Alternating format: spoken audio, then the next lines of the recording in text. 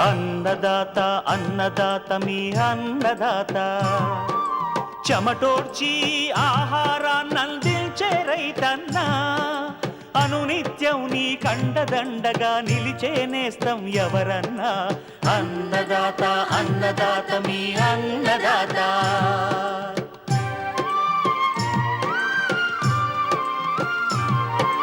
నూతన రీతుల సాగుబడికి, నూరింతలు పెరిగే దిగుబడికి సూచనలిచ్చే సస్య రక్షణకు, పశు పోషణకి శాస్త్ర విజ్ఞానం అందించి ముందుకు నడిపే తెలుగు రైతు భారతదేశానికి మకుటం అయ్యేలా తీర్చిదిద్దే ఆశయంతో మిమ్ము మేలు కొలిపేది అన్నదాత. అన్నదాత అన్నదాత మీ అన్నదాత. అన్నదాత అన్నదాత మీ అన్నదాత. అన్నదాత ప్రేక్షకులకు నమస్కారం. ఈనాటి ముఖ్యాంశాలు: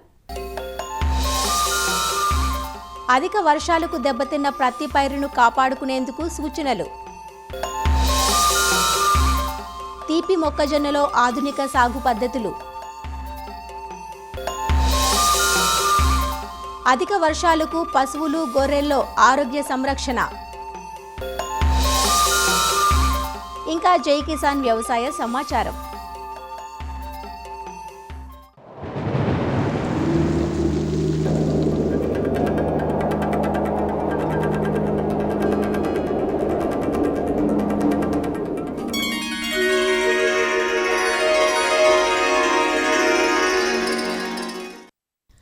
ఇటీవల కురిసిన భారీ వర్షాలకు రెండు తెలుగు రాష్ట్రాలు వణికిపోయాయి.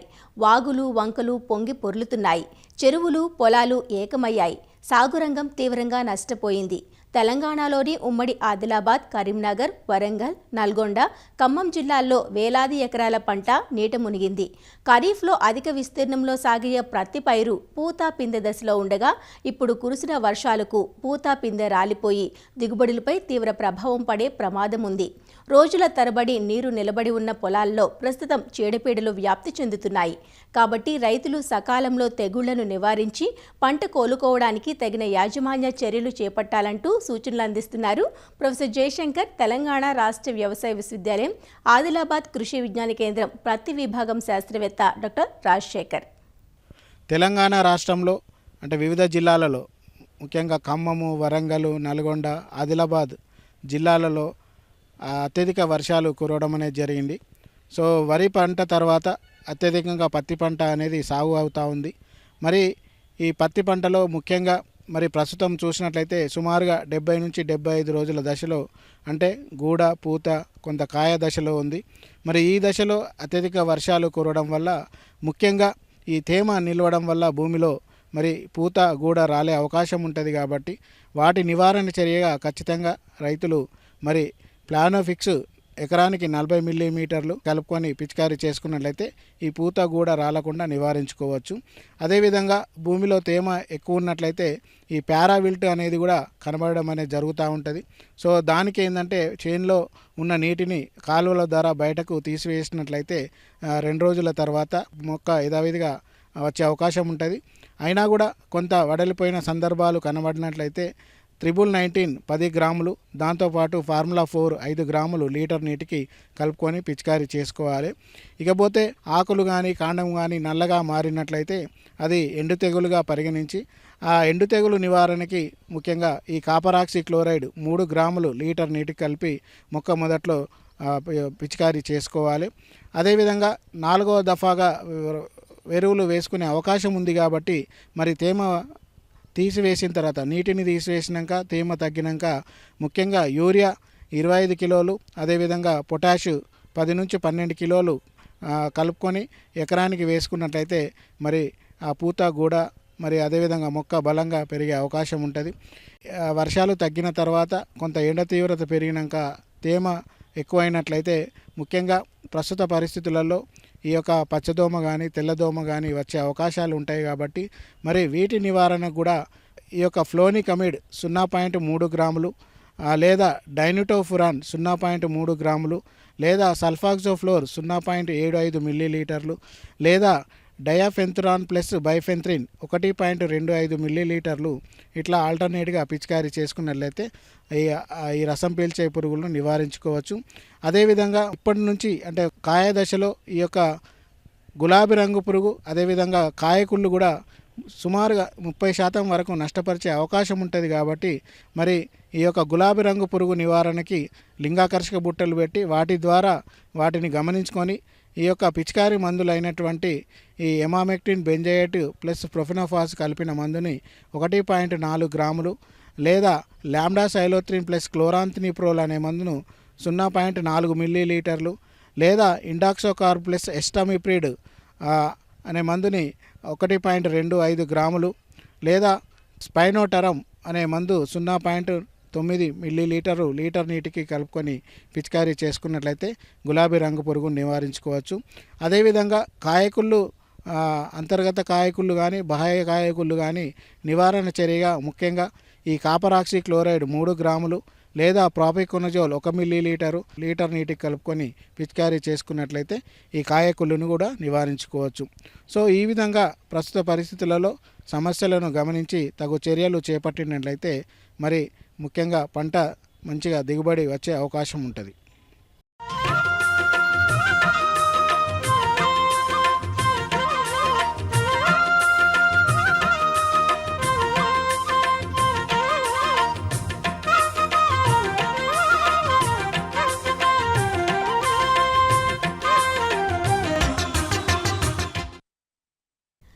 ఇటీవల కురుస్తున్న వర్షాలకు సాగురంగంతో పాటు వాటి అనుబంధ రంగాలు నష్టపోయాయి. ముఖ్యంగా పశువులకు గ్రాసాల కొరత తీవ్రంగా ఉంది. దీనికి తోడు వర్షాల సమయంలో ఉండే చల్లటి వాతావరణం, వానజల్లులు, చిత్తడి నేలలు, ముసిరే ఈగలు, దోమల వల్ల పలు వ్యాధులు వ్యాప్తి చెందుతూ ఉంటాయి. పశువుల్లో పచ్చక దొమ్మ, గొర్రెల్లో నీలినాలుక వ్యాధి ఈ సమయంలో ఎక్కువగా ఇబ్బంది పెడుతూ ఉంటాయి. కాబట్టి రైతులు అప్రమత్తంగా ఉంటూ ముందుగానే నివారణ టీకాలు వేయించాలంటూ సూచనలు అందిస్తున్నారు నెల్లూరు జిల్లా పశువ్యాధి నిర్ధారణ ప్రయోగశాల assistant director doctor Chaitanya Kishore. వర్షాలు పడిన వెంటనే పశువుల్లో పచ్చకి దొమ్మ అనే వ్యాధి ప్రబలే ప్రమాదం ఎక్కువగా ఉంటుంది. హెచ్ఎస్ అంటారు ఈ వ్యాధిని, హెమరేజిక్ సెప్టిసిమియా అని ఇంగ్లీష్లో అంటారు. ఈ వ్యాధి యొక్క ముఖ్య లక్షణాలు ఏంటంటే ముఖ్యంగా దూడలు, కొన్నిసార్లు పడ్డలు, పెద్ద పశువులు కూడా అకస్మాత్తుగా అంటే ఒక్క రోజులోనే తీవ్రమైన జ్వరం వచ్చి గురక లక్షణాలు కనిపించి చీమిడి, ఆ చీమిడి కూడా ఎర్రదారిలో ఒక్కోసారి కనిపించడము, ఇట్లాంటి లక్షణాలతో అకస్మాత్తుగా మరణాలు సంభవిస్తాయి. ఊపిరాడక న్యూమోనియా అనే లక్షణం కూడా ఉంటుంది. ఆ లక్షణాలతో మరణించే ప్రమాదం ఉంటుందన్నమాట. వెంటనే కనుక పశు వైద్యుని సంప్రదించి దానికి అవసరమైన యాంటీబయాటిక్స్ వంటి దానికి ట్రీట్మెంట్ చేయించుకున్నట్టయితే కాపాడుకోగలుగుతాము. స్ట్రాటజిక్ వ్యాక్సినేషన్ ప్లాన్కి అనుగుణంగా చేస్తూ ఉన్నాము. ఈ కాలంలో గొర్రెల్లో సంభవించే వ్యాధి బ్లూటంగ్ అనే వ్యాధి ఉంది. గొర్రెల కాపర్లందరూ కూడా ఈ వ్యాధి గురించి అప్రమత్తంగా ఉండాల్సిన అవసరం ఎంతైనా ఉంది. బ్లూటంగ్ అనే వ్యాధి వైరస్ వల్ల కలుగుతుంది. గొర్రెల్లో ఈ వ్యాధి వర్షాలు పడిన 1 నెల 2 నెలల తర్వాత ఎక్కువగా ప్రబలే ప్రమాదం ఉంది. మన జిల్లాలో కూడా గత సంవత్సరాల్లో ఈ వ్యాధి నమోదై ఉంది. ముఖ్యమైన లక్షణాలు ఎట్లా ఉంటాయంటే బ్లూటంగ్ అంటే ఆ వ్యాధి పేరు చెప్పిన విధంగానే నాలుక నీలి రంగులోకి మారటము, ఉబ్బటము, అంతేకాకుండా పెదవి చిగుర్లు వాయటము, నురగలాగా సొంగ రావటము, ఆ పెదవి నోటి నిండా కూడా సొంగ ఉండటం ఉంటుంది. అందుకని మన జిల్లాలో దీన్ని నోటి జబ్బు అని కూడా చెప్తా ఉంటారు. తీవ్రమైన జ్వరం కూడా ఉంటుంది. రక్తనాళాలు తీవ్రంగా దెబ్బతింటాయి కాబట్టి శరీరం అంతా కూడా అన్ని అవయవాల్లో కూడా రక్తనాళాలు పగిలి చిట్లిపోయి ఆ లక్షణాలని కలుగజేస్తూ ఉంటాయి. అందుకని ఎర్ర చార కూడా మనకి సొంగ నుంచి కానీ చీమిడి నుంచి కానీ కనిపించే ప్రమాదం ఉంటుంది. కొన్నిట్లో పారుడు కూడా ఉంటుంది. కొన్ని గొర్రెల్లో ఏంటంటే ఇది ఆ వ్యాధి తగ్గిన తర్వాత మెడ వంకర పోవటము, బొచ్చు ఊడిపోవటం ఇట్లాంటి లక్షణాలు కూడా ఉంటాయి. దీంట్లో మరణాలు అంత తీవ్ర స్థాయిలో ఉండకపోయినా కూడా ఆర్థికంగా చాలా నష్టం కలుగజేస్తుంది. కాబట్టి ఈ వ్యాధి పట్ల అప్రమత్తంగా ఉండి ఈ లక్షణాలను గుర్తించిన వెంటనే ముందు జాగ్రత్త చర్యలుగా టీకాలు కూడా చేయించుకొని మన పశుపోషకులు నష్టాల బారిన పడకుండా ఉండాలని కోరుకుంటున్నాను. దోమలు లాంటి కీటకాలు వాటి ద్వారా ఒక గొర్రె నుంచి ఇంకొక గొర్రెకి వ్యాప్తి చెందుతుంది. ఈ వ్యాప్తిని అరికట్టడానికి మనము దోమలని అరికట్టే విధంగా చర్యలు తీసుకోవాల్సి ఉంటుంది. వ్యాధి బారిన పడిన జీవాలు కానీ పశువులు కానీ వాటిని మిగతా కట్ట నుంచి ఐసోలేట్ చేసి అంటే వేరుగా పెట్టి వాటికి యాంటీబయాటిక్ వైద్యం లాంటివి కానీ పెయిన్ కిల్లర్స్ డాక్టర్ గారిని సంప్రదించి చేయించుకోవాల్సి ఉంటుంది.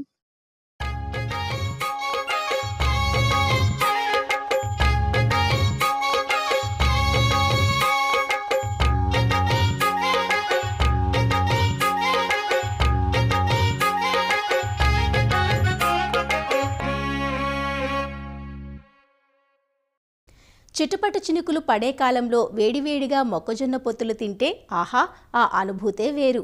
ఒకప్పుడు పచ్చి కంకులు తినాలంటే వర్షాకాలం వచ్చేంత వరకు ఆగాల్సి వచ్చేది. ఇప్పుడు ఆ లోటును భర్తీ చేసింది స్వీట్ కార్న్. అన్ని కాలాల్లోనూ లభ్యమవుతూ వినియోగదారులకు అన్ని వేళలా అన్ని చోట్ల అందుబాటులో ఉంటున్నాయి. తీపి మొక్కజొన్నను పచ్చికండిగానే కాకుండా వంటకాల్లోనూ చిరుతిండ్ల రూపంలోనూ అధికంగా వినియోగిస్తున్నారు. తీపి మొక్కజొన్నను పట్టణ పరిసర గ్రామ రైతులు దఫదఫాలుగా విత్తుకొని మార్కెట్ గిరాకీని అందిపుచ్చుకుంటున్నారు. స్వీట్ కార్న్ నుంచి రైతులు లాభాలను సొంతం చేసుకోవాలంటే రకాల ఎంపికతో పాటు శాస్త్రీయ యాజమాన్యం తప్పనిసరి. ఆ వివరాలు ఈనాటి కార్యక్రమంలో చూద్దాం.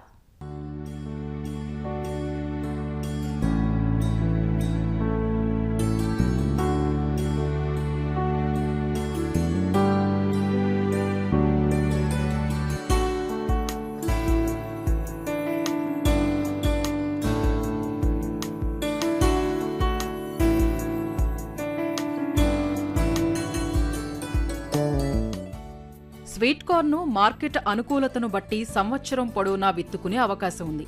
తీపి మొక్కజొన్న సాగుకు మురుగునీటి పారుదల సౌకర్యం గల అన్ని రకాల నేలలు అనుకూలంగా ఉంటాయి. నేలను 2-3 సార్లు బాగా దున్ని ఆఖరి దుక్కిలో ఎకరాకు 10 టన్నుల పశువుల ఎరువును వేసుకోవాలి. ఈ పంటలో sugar 75, bright jean, win orange రకాలతో పాటు మాధురి, ప్రియా, అల్మోరా వంటి కాంపోజిట్ రకాలు అందుబాటులో ఉన్నాయి. సాధారణ రకాలు అయితే ఎకరాకు 3 నుంచి 3.5 కిలోల విత్తనం, సంకర రకాలైతే 2 నుంచి 2.5 కిలోల విత్తనం సరిపోతుంది. ఎన్నుకున్న విత్తనానికి తప్పనిసరిగా విత్తన శుద్ధి చెయ్యాలి. ఇందుకోసం కిలో విత్తనానికి 5 మిల్లీలీటర్ల ఇమిడా క్లోప్రిడ్ ఎఫ్ఎస్ మందును కలిపి శుద్ధి చేసుకున్నట్లయితే తొలి దశలో మొక్కలను ఆశించే చీడపీడల బారి నుండి పంటను కాపాడుకోవచ్చు. ముందుగా నాగలితో బోదెలు చేసుకుని వరుసల మధ్య 60 సెంటీమీటర్లు, మొక్కల మధ్య 20 సెంటీమీటర్ల ఎడం ఉండే విధంగా విత్తనాన్ని బోదెకు ఒకవైపున నాటుకోవాలి. ఈ పంట మొదటి 3-4 వారాల వరకు పెరుగుదల నెమ్మదిగా ఉండటం వలన కలుపును ఏమాత్రం తట్టుకోలేదు. కనుక విత్తిన 2 రోజుల లోపు భూమిలో తగినంత తేమ ఉన్నప్పుడు ఎకరాకు అట్రాజిన్ అనే కలుపు మందును 1 నుంచి 1.5 కిలోలు 200 లీటర్ల నీటిలో కలిపి నేలపై పిచికారీ చేయటం వలన కలుపును నెల రోజుల వరకు మొలవకుండా అదుపు చేయవచ్చు. విత్తిన 30 నుంచి 35 రోజుల దశలో ఒకసారి అంతర కృషి చేసి మొదళ్లకు మట్టిని ఎగదోసినట్లయితే మొక్కలు ఏపుగా ఎదుగుతాయి. భూసార పరీక్ష ఫలితాలను బట్టి ఎరువులను తగిన మోతాదులో వాడాలి. ఎకరాకు 175 కిలోల యూరియా, 150 కిలోల సింగిల్ సూపర్ ఫాస్ఫేట్ మరియు 33 కిలోల మ్యూరేట్ ఆఫ్ పొటాష్ అవసరం ఉంటుంది. యూరియాను 3 సమభాగాలు చేసి విత్తే సమయంలోనూ విత్తిన 30 నుంచి 35 రోజులకు మరియు 50 నుంచి 55 రోజులకు 3 దఫాలుగా వేసుకోవాలి. ఆఖరి దుక్కిలో పూర్తి భాస్వరంతో పాటు సగం పొటాష్ను, మిగిలిన సగం పొటాష్ను 50 నుంచి 55 రోజులకు యూరియాతో కలిపి పైపాటుగా అందించాలి. తీపి మొక్కజొన్న అధిక తేమను ఎంతమాత్రం తట్టుకోలేదు. కాబట్టి విత్తే సమయంలో పొలంలో తగినంత తేమ ఉండేలా చూసుకుని పంట కాలంలో నేల రకాన్ని బట్టి 6-7 తడులు ఇవ్వవలసి ఉంటుంది. సూక్ష్మ సేద్య పద్ధతుల ద్వారా నీటిని ఇవ్వగలిగితే ఒకేసారి నీటిని, పోషకాలను మొక్కలకు అందించే అవకాశం ఉంటుంది. ఈ కాలంలో మొక్కజొన్నకు గులాబీ రంగు కాండం తొలుచు పురుగు ప్రధాన సమస్యగా ఉంటుంది. ఈ పురుగు మొవ్వును కొరికి నష్టపరచటం వలన మొవ్వును పీకితే సులభంగా వచ్చేస్తుంది. దీని నివారణకు విత్తిన వారం 10 రోజుల దశలో పైరుపై లీటరు నీటికి మోనోక్రోటోఫాస్ 1.6 మిల్లీలీటర్లు లేదా 0.3 మిల్లీలీటర్ల క్లోరామ్ ట్రానిలిప్రోల్ మందును కలిపి పిచికారీ చేయాలి. ఇటీవలి కాలంలో మొక్కజొన్నకు కత్తెర పురుగు ప్రధాన శత్రువుగా మారింది. పంట తొలిదశ నుంచే పురుగు ఉధృతిని గమనించటానికి ఎకరాకు 4 లింగాకర్షక బుట్టలను ఏర్పాటు చేసుకోవాలి. విత్తిన వారం 10 రోజుల దశలో ఆకులపై కత్తెర పురుగు గ్రుడ్లను గమనించినట్లయితే వేప సంబంధిత మందులైన అజాడిరక్టిన్ 1500 ppmను లీటరు నీటికి 5 మిల్లీలీటర్లు కలుపుకొని పిచికారీ చేయాలి. తొలి దశలోని పురుగులను నివారించుకోవటానికి లీటరు నీటికి 1/2 మిల్లీలీటరు స్పైనటోరం లేదా 0.3 మిల్లీలీటర్ల స్పైనోసాడ్ లేదా 0.4 గ్రాముల ఇమామోక్టిన్ బెంజోయేట్ కలిపి పిచికారీ చేసుకోవాలి. ఎదిగిన లార్వాలను పంటపై గమనించినట్లయితే విషపు ఎరను వాడుకోవాలి. ఇందుకోసం 5 కిలోల తవుడుకు 1/2 కిలో బెల్లం ద్రావణం కలిపి ఒక రాత్రంతా పులియనిచ్చి మరుసటి రోజు 100 గ్రాముల థయోడీకార్బ్ కలిపి చిన్న చిన్న ఉండలుగా చేసి ఆకు సుడులలో వేసుకోవాలి. కొంచెం ఎండిన పీచు, కండె పరిమాణాన్ని బట్టి కోతకు సరైన సమయమని గుర్తించవచ్చు. గింజలు మెరుస్తూ చేతితో నొక్కితే పాలు కారుతుంది. ఈ దశలో కండెలను కోసి మార్కెట్ చేసుకోవాలి. ఇలా అన్ని యాజమాన్య పద్ధతుల్ని పాటిస్తే తీపి మొక్కజొన్న నుంచి ఎకరాకు సుమారుగా 26,000 నుంచి 33,000 కండెల దిగుబడిని సాధించవచ్చు.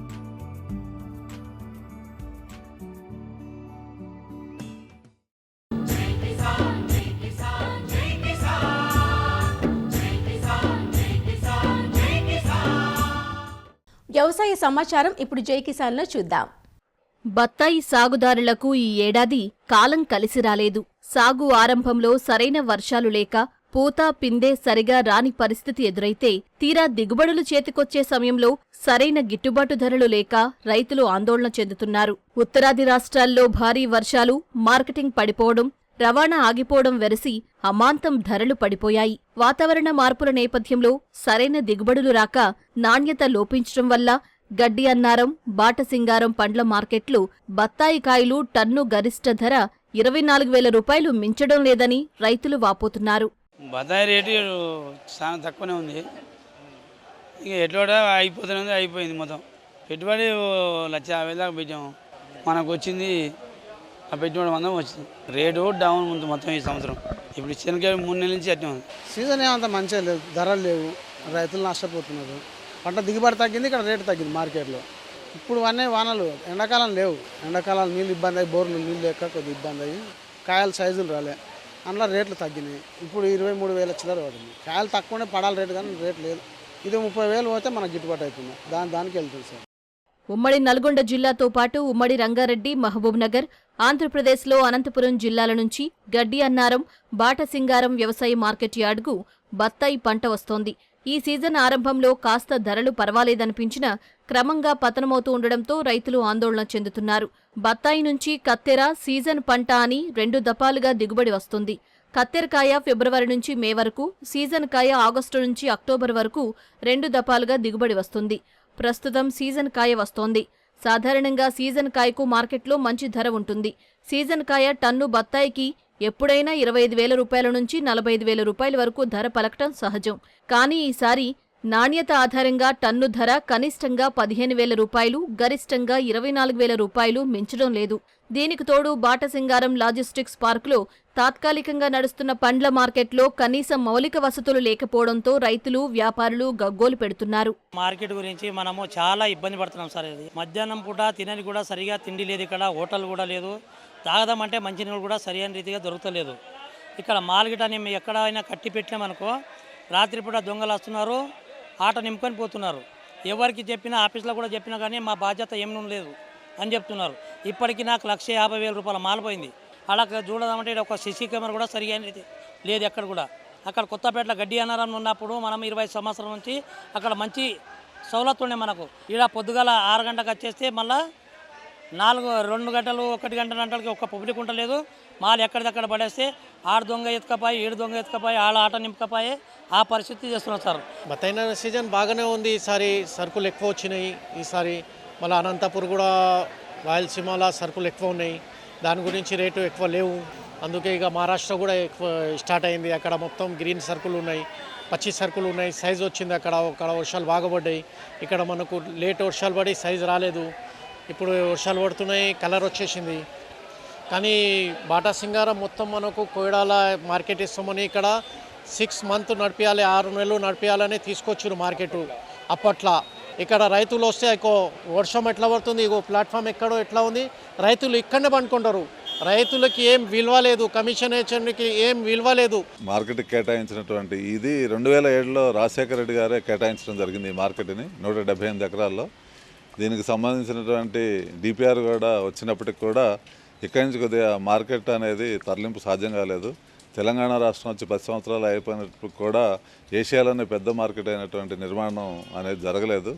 ఒకసారి శంకుస్థాపన జరిగినా కానీ కోవిడ్ సమయంలో వాతావరణ పరిస్థితుల వల్ల అక్కడ నడవలేకపోయింది.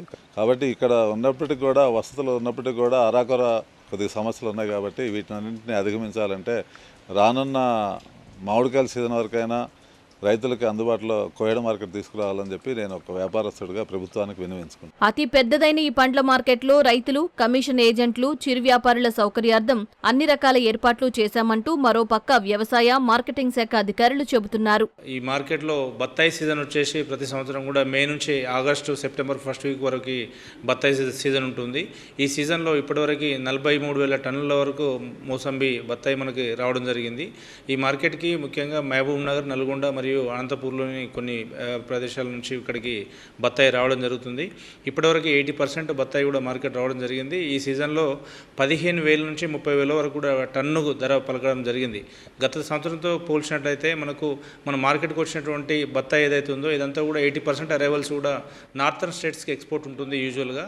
ఈ సంవత్సరం చూసినట్లయితే ధరలో కొంచెం తగ్గడానికి గల కారణాలు ఏంటంటే నార్థన్ స్టేట్స్లో ఎక్కువ ఫ్లడ్స్ రావడం వల్ల ఎక్స్పోర్ట్ తగ్గడం వల్ల ధర తగ్గిందని మనం చెప్పుకోవచ్చు. ముఖ్యంగా బాటసింగారం మార్కెట్లో రైతులకు కానీ కమిషనరేట్లకు కానీ అవసరమైనటువంటి సదుపాయాలన్నీ కూడా ఏర్పాటు చేయడం జరిగింది. ఇంకా ఏమైనా సదుపాయాలు అవసరం ఉన్నట్లయితే డిపార్ట్మెంట్ తరఫున డెఫినెట్గా యాక్షన్ తీసుకోవడానికి ముందు తీసుకెళ్తామని చెప్పి తెలుసు. తెలుగు రాష్ట్రాల్లో హైదరాబాద్లో పండ్ల మార్కెట్ వ్యాపారం దినదినాభివృద్ధి చెందుతున్న దృష్ట్యా తక్షణమే కోహెడాకు తరలించాలని రైతులు, వ్యాపారులు కోరుతున్నారు. ధాన్యం కొనుగోళ్లకు సంబంధించి నెల్లూరు జిల్లా కలెక్టరేట్లో సమావేశం జరిగింది.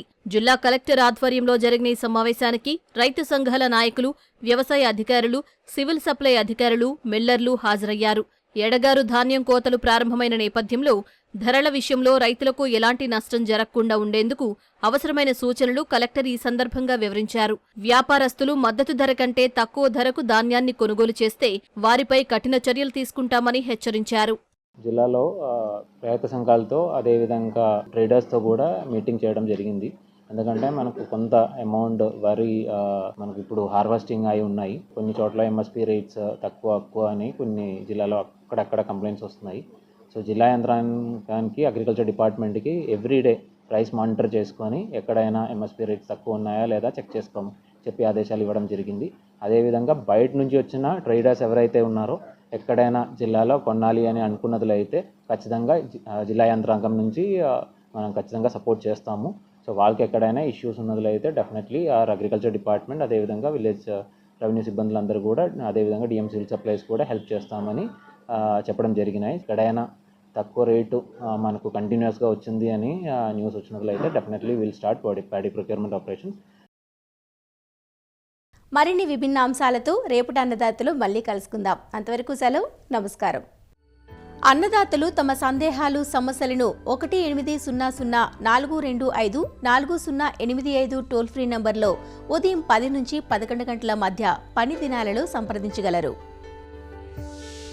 ఈ కార్యక్రమాన్ని యూట్యూబ్లో www.youtube.com/అన్నదాత ఈటీవీ లింక్ ద్వారా వీక్షించవచ్చు.